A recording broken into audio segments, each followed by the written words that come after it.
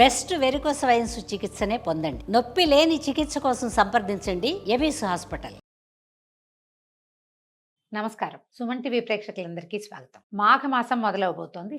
మాఘ శుద్ధ పాడ్యమి రోజు నుంచి మాఘమాసం మొదలవుతుంది. నెల రోజుల పాటు మాఘమాసం కొనసాగుతుంది. నెల అని చెప్తాం కానీ 30 రోజుల కంటే ఒక రోజున్నర ముందే మాఘమాసం వెళ్ళిపోతుంది. అయితే ప్రతి నెల మాసాలు మారుతూనే ఉంటాయి. ఏమిటి ఈ మాఘమాసం ప్రత్యేకత అంటే, మనకి ప్రత్యేకమైన మాసాలు కొన్ని చెప్పబడతాయి. చైత్రం నుంచి ఫాల్గుణ మాసం దాకా మొత్తం 12 తెలుగు నెలల్లో ఒక్కొక్క మాసానికి ఒక్కొక్క ప్రత్యేకత ఉంది. కొన్ని మాసాలలో విరివిగా పూజలు, వ్రతాలు, నోములు, పర్వదినాలు, పండుగలు, మనం విశేషంగా 10 రోజులు జరుపుకునే పండుగలు కూడా ఉంటాయి. కొన్ని మాసాలు కొంచెం సాధారణంగా వెళ్తుంటాయి. ఆ మాస ప్రత్యేకత దానిది. అయితే మొన్నటి వరకు మనం కార్తీక మాసంలో పొద్దున్నే తెల్లవారుజామునే లేచి వాపీకూప తటాకాదుల్లో స్నానం చేసి, తర్వాత శివారాధన, విష్ణువారాధన, సాలగ్రామార్చన, ఉసిరి చెట్టు కింద దీపం పెట్టడం, ఉసిరి కాయల్లో దీపం పెట్టడం, ఉసిరి చెట్టుకి పూజ చేయటం, అటువంటి ఎన్నో విశేషాలతోటి ఒక పూర్తి మాసాన్ని మనం కార్తీకంతో జరుపుకున్నాం. ఆ మాసంలో పురాణ శ్రవణము, పురాణ కథనము కూడా చాలా విశేషంగమైన విషయం. అప్పుడు మనం కార్తీక పురాణం చెప్పుకున్నాం, మీరందరూ విన్నారు కూడా. కార్తీకం తర్వాత వచ్చిన మార్గశిరం కూడా అత్యంత విశేషమైనది, అత్యంత ఫలప్రదమైనది. ఎట్లా మార్గశిర మాసంలో వచ్చేటువంటి ధనుర్మాసం చాలా ప్రత్యేకమైంది. ధనుర్మాసపు చివరిలోనే కొంత మటుకు వెళ్ళిపోయిన తర్వాత మనకి సూర్యుడు మకర సంక్రమణం చెందుతాడు. సూర్యుడు మకరంలోకి వచ్చేసరికల్లా ఈ మకర సంక్రాంతి రోజునే మహాపుణ్యకాలం అని, అక్కడి నుంచి ఉత్తరాయణం మొదలవుతుందని చెప్తాం. ఈ ఉత్తరాయణం అంటే ఏమిటి? సూర్యుడు తన నడకని కొంచెం కొన్ని డిగ్రీల ఉత్తరం వైపుకి వాలి నడవడం మొదలుపెడతాడు. ఈ నడక వాలి మొదలుపెట్టే కాలం అత్యంత ఫలప్రదమైన కాలమని, ఉపాసనా కాలమని చెప్తారు. అయితే దీంట్లో ఈ సూర్యుడు నడక మొదలు పెట్టంగానే వస్తున్నటువంటి లేదా మధ్యలో ఉన్నటువంటి పుష్యమాసము శూన్యమాసంగా చెప్పబడుతుంది. సూర్యుడి నడక మనకి చాలా ముఖ్యమైనప్పటికీ పౌష్యము సగం ఉన్నది కదా, ఇంకా అదేమో శూన్యమాసంగా చెప్తారు. శూన్యమాసం వెళ్ళిపోగానే మొదలయ్యేటువంటి ఈ మాఘమాసము చాలా విశేషమైనది. ప్రత్యేకమైన పర్వదినాలు ఉన్నాయి. మాసం అంతా కూడా సూర్యారాధన చాలా విశేషంగా చేయబడుతుంది. సూర్యారాధన ఎట్లా చేయాలి, సూర్యుడికి ప్రత్యేకంగా పూజ చేసే విధానాలు ఉన్నప్పటికీ ఏ విధానము తెలియని వాళ్ళు కూడా సూర్యుడిని సులభంగా ఉపాసన చేసుకోవచ్చు. ఉపాసన అనగానే అదేదో పెద్ద బ్రహ్మాండమైన విషయంగా కనపడుతుంది, వినపడుతుంది, కానీ ఏమీ లేదు. పొద్దున్నే స్నానం చేయటం, సూర్యుడికి ముఖం చూపించటం, చూడడమే. ఎదురుగుండా సూర్యబింబానికి ఇలా ఆయన ఇట్లా బయటకు వస్తూ ఉంటాడు, మనం చక్కగా ఎదురుకుండా నిలబెడతాం. సుస్నాతులై చక్కగా స్నానం చేసి, దీనికోసం మళ్ళీ మనం నదికో వాపీకూప తటాకాదులకో వెళ్ళక్కర్లా, ఇంట్లో స్నానం చేసినా సరిపోతుంది. వాపీకూప తటాకాదులకి ఏదైనా నదీ స్నానము, సముద్ర స్నానము చేస్తే మరింత ఫలప్రదము, విశేషము. చెయ్యలేకపోయినా తప్పులేదు. ఇంట్లో స్నానం చేసిన సూర్యోదయం అవ్వగానే సూర్యబింబాన్ని చూసి, మనకి అవకాశం ఉండి కుదిరితే ఓ చిన్న రాగి పాత్రలో కాసిన మంచినీళ్ళు తీసుకుని, అందులో ఓ తులసి దళమో 2 అక్షింతలో ఓ చిన్న పువ్వో వేసి సూర్యుడికి ఆ చెంబు చూపించి నమస్కారం చేసి, ఆ చెంబులో ఉన్న నీళ్ళని సూర్యుడి కోసం అర్ఘ్యమిస్తున్నట్టుగా భావించి, మంత్రాలు వచ్చిన వాళ్ళు మంత్ర విధానం చెప్పుకుంటారు, మనకి రాదు, మనం ఇలా చేయొచ్చు. ఏదైనా పచ్చని చెట్టులో ఆ నీరుని సూర్యుడికి చూపిస్తూ కనుక పోసేస్తే సూర్యారాధన పూర్తయిపోయినట్టే. మీరు విశేషంగా చక్కగా పాలతోటి పాయసం ఉండి నివేదన పెడతాము అంటే మహత్తరంగా ఉంటుంది. అది సాగకపోయినా నమస్కారము, అర్ఘ్యప్రదానము చాలా విశేషాన్ని సంతరించుకున్నాయి. ఈ నెల రోజులు కనుక సూర్యారాధన, సూర్యోపాసన చేసిన వాళ్ళకి ఆరోగ్యం సిద్ధిస్తుంది అని చెప్తారు. ఇది చాలా విశేషమైనదని, ఎన్నో రకాల పాపాలు చేసిన వాళ్ళు కూడా ఈ ఉపాసన వల్ల దాన్ని పోగొట్టుకోగలుగుతారని చెప్తారు.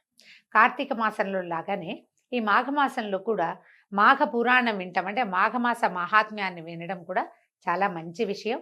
మాఘమాస వైశిష్ట్యాన్ని చెప్పేవాళ్ళు, వినేవాళ్ళు కూడా తరిస్తారని, ఎన్నో రకాల పాపాలు అవి పోగొట్టుకోవచ్చని, తర్వాత ఆరోగ్యం కూడా సిద్ధిస్తుందని చాలా విశేషంగా చెప్పబడింది.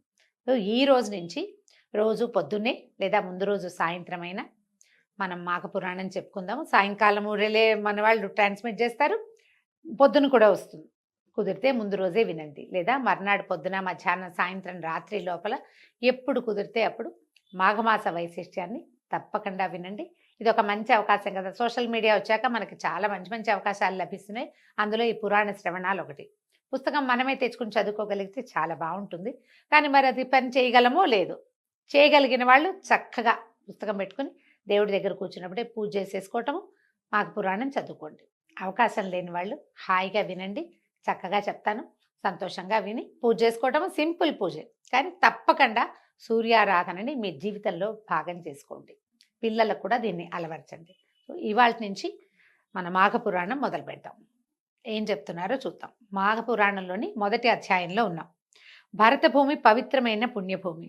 ఇందు నైమిషారణ్యము సకల పురాణ పురుషులకు, మహాయోగులకు, మహర్షులకు నిలయమైనది. అందు సౌనకాది మహామునులు లోక కళ్యాణార్థము ఒక మహాయజ్ఞాన్ని తలపెట్టారు. మరి మహర్షుల జీవితం అంతా మానవ శ్రేయస్సు కొరకే కదా. నిజంగా చూడండి, మనకి 12 నెలలు ఉన్నాయి. జనరల్గా మనం ఏం చెప్పుకుంటామండి, పోయింది పొల్లు, ఇవాళ రోజు పోతే నిన్నటి రోజు పోయింది, ఇవాళకి రాదు, ఏది రాదు. నిన్న చేసేసింది ఏది ఇవాళ మనం మార్చలేము. ఒక్క నిమిషం కూడా పోయిన కాలం తిరిగి రాదు. కానీ మనకి నెలలు మాత్రం తిరిగి వస్తాయి, ఆ ఋతువులు తిరిగి వస్తాయి, పర్వదినాలు తిరిగి వస్తాయి. ఈ సంవత్సరం మాఘమాసం ఏమీ చేయలే, పొద్దున్నే ఒక్కరోజు కూడా పొద్దున్నే లేచి సూర్యుడి మొహం చూడలేదు. వచ్చే సంవత్సరం చూడు పోని, నిరుడు చూడలేదు, ఈ ఏడాది చూసేందుకు మనకు అవకాశం ఇస్తుంది. మిగిలినవన్నీ వెళ్ళిపోతాయి కానీ ఇవి మాత్రం వెళ్ళవండి. మనం పోగొట్టుకున్న కాలం పోతుంది. కానీ పర్వదినాలు, మంచి అద్భుతమైన ఋతువులు, అద్భుతమైన మాసాలు, పూజా విధానాలు ఏటా సైకిల్ చక్రంలాగా తిరిగి కిందున్న చుక్క మళ్ళీ పైకి వస్తూనే ఉంటుంది. మనకు అవకాశం ఇచ్చారు. అది ఇచ్చినది ఎవరు? మన మహర్షులే. వాళ్ళకి ఎప్పుడూ కృతజ్ఞులుగా ఉండాలి. తప్పకుండా ప్రతి మనిషి ఋషి రుణం తీర్చుకోవాలట. ఋషి రుణం తీర్చుకోవాలంటే ఏముంది, వాళ్ళు చెప్పిన విధానాన్ని పాటిస్తే సరిపోతుంది. అంతకంటే పెద్దగా ఏం చేసి ఎక్కర్లేదు. మన జీవితం నుంచి ఏది తీసి ఇవ్వక్కర్లా. ఇది చేయండి అని చెప్పారు, చేస్తే సరిపోతుంది. తలపెట్టిన మహాయజ్ఞం పరిసమాప్తం అవటానికి ఒక పుష్కర కాలం పడుతుంది. సత్రయాగం అంటారండి, 12 సంవత్సరాలు పడుతుందట. ఈ యజ్ఞము నిర్విఘ్నంగా కొనసాగటం కోసం నైమిషారణ్యంలోని గోమతి నదీ తీర ప్రాంతాన్ని యజ్ఞస్థలంగా ఎంచుకొని ఒక శుభముహూర్తంలో మహాయజ్ఞాన్ని ప్రారంభించారు. ఆ యజ్ఞాన్ని చూసి తరించాలని భరతఖండంలోని నలుదిక్కుల నుంచి తపోధనులు ఎందరో వచ్చి యజ్ఞశాల సమీపంలో నివాసం ఏర్పరచుకున్నారు. అందులో శతాధిక వృద్ధులు, సకల శాస్త్ర పారంగతులు, వేద పండితులు, బ్రహ్మతేజస్సుతో విరాజిల్లే తపోధనులు, మునికుమారులు ఇత్యాదులు ఎందరో ఉన్నారు. అనుభవశాలుడైనటువంటి మునీశ్వరులు ఎందరో తమ తమ శిష్య బృందంతో, పరివారంతో, మహర్షులతో, వేదశాస్త్ర మంత్ర కోవిదలతోటి తండోపతండాలుగా ఈ యజ్ఞశాలని చేరుకున్నారు. ఈ యజ్ఞశాల అంతా వీళ్ళందరితోటి కిటకిటలాడిపోతోందట. సకల లోక కళ్యాణార్థమై 12 సంవత్సరాల పాటు ఏకధాటిగా సాగే ఆ మహాయజ్ఞానికి సకల శాస్త్ర పురాణ కోవిదుడు, పురాణములు చెప్పుటలో ఔపోసన పట్టిన దిట్టయు అయినటువంటి సూత మహర్షి కూడా తన శిష్య బృందంతో వేంచేశాడు. ఆ మహాయజ్ఞ నిర్వహణ కార్యక్రమాల్లో నిమగ్నమయ్యాడట. సూత మహాముని కథలు ఒక విషయము మనం ఎన్నో కథల్లో వింటామండి. అయితే సూత మహాముని చాలా విశేషమైన వాడు. మనకి చాలా వ్రతగాథల్లో సూత మహాముని ఇట్లా చెప్పడం మొదలుపెట్టాడు. సూత మహామునే మహాభారతాన్ని ఇంకొకళ్ళకి చెప్పాడు. నలదమయంతుల కథ సూత మహామునే చెప్పాడు. ఇట్లా సూత మహర్షి ఎందరికో ఎన్నో రకాల పురాణ గాథల్ని తెలియజేశాడు. ప్రఖ్యాత పౌరాణికుడు అనమాట. మాలాంటి వాళ్ళకి ఆదర్శప్రాయుడు. ఆయనకి దండం పెట్టుకుని ఏదైనా మొదలు పెట్టాలి కథ చెప్పటం.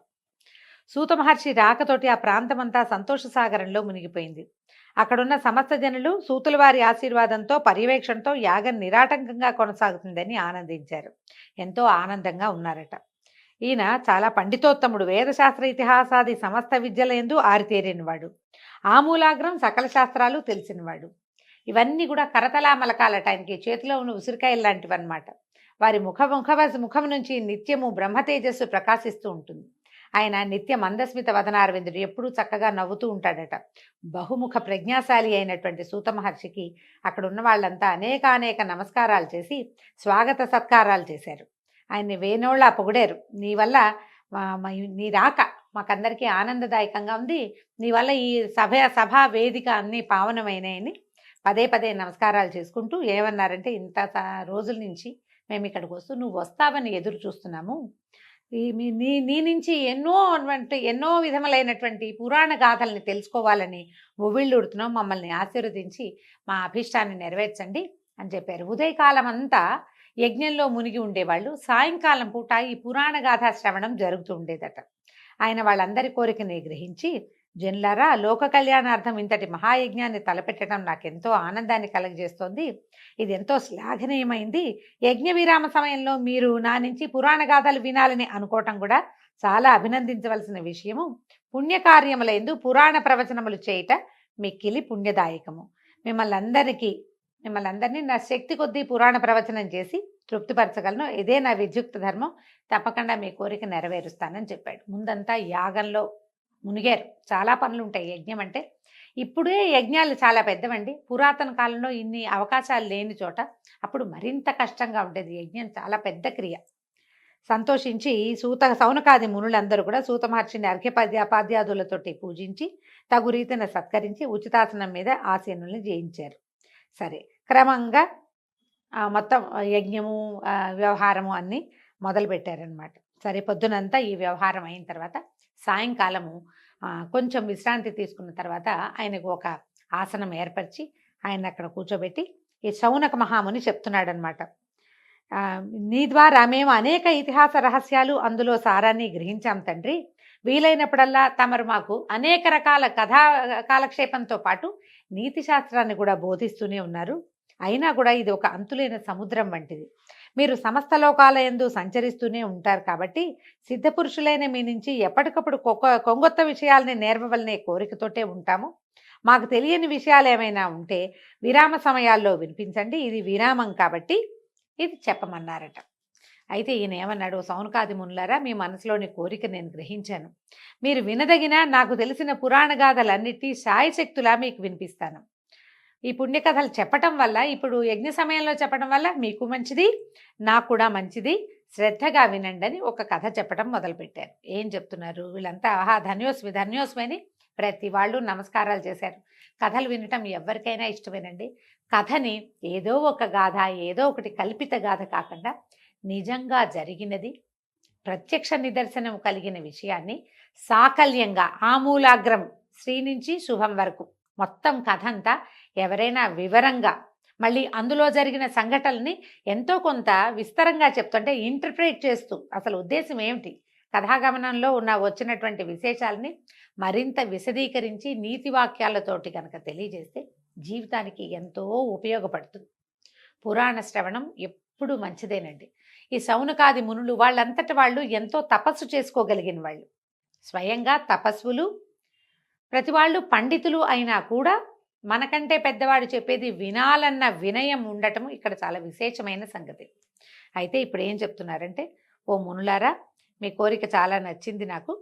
అయితే మీరు ఏం వినాలనుకుంటున్నారు అని అడిగేసరికల్లా వీళ్ళు ఏం చెప్పారు, అక్కడున్న ఆయన ఒక పెద్ద మనిషి, ఒక మహాముని చెప్తున్నారట. పురాణ పురుష, పద్మపురాణాంతర్గతమైన మాఘమాస మహాత్మ్యాన్ని వినాలని ఉత్సుకతతోటి ఉన్నాము. కాబట్టి మాకు మాఘమాస మహాత్మ్యము, ఆ మాసంలో ఆచరించవలసినటువంటి విధి విధానాలను ధర్మాలను వినిపించి మమ్మల్ని ధన్యులు చేయమని అడిగారు. దాంతో సరిగ్గా చెప్పబోతున్నారనమాట. మాఘ పురాణం వినటం ఎల్లరకు శ్రేయోదార్ఘ్యమే. ఈ మహాయజ్ఞ పుణ్యకార్య సమయంలో మాఘమాస మహాత్మ్యం వినిపించే మహద్భాగ్యం కలిగినందుకు నాకెంతో సంతోషంగా ఉంది. సావధానులై వినమంటున్నారు. ఓ మునిశ్రేష్ఠులారా, నేను రోమహర్షణ మహర్షి కుమారుడను, వేదవ్యాస మహర్షికి ప్రియ శిష్యుడను. నా తండ్రి సకల శాస్త్ర కోవిదుడు అగుట చేత ఆయన వద్ద నుంచి నేను సకల శాస్త్రాలు అభ్యసించాను. అదీకాక వేదవ్యాస మహర్షికి ప్రియ శిష్యుడినైనందువలన నా గురువుగారి దయ వలన నాకు అబ్బిన జ్ఞానమంతటిని 10 మందికి పంచిపెట్టి పరమాత్ముని సన్నిధిని చేరాలనే కోరికతోటి ఉన్నాను. ఆయన దయ వల్లనే మీరు అడిగిన ప్రశ్నలన్నిటికీ జవాబు చెప్పగలవాడిని అయ్యాను. ఇవి పుణ్యగాథలు, సకల లోకములను తరింపచేయును, సర్వశుభములను ఒసగును. పూర్వం మీరడిగినట్టే వశిష్ఠ మహామునిని దిలీప మహారాజు మాఘమాస మహాత్మ్యాన్ని వివరించమని కోరాడు. తన కులగురు అయినటువంటి వశిష్ఠుల వారు చెప్పిన దాన్ని దిలీప మహారాజు శ్రద్ధగా విని తరించాడు.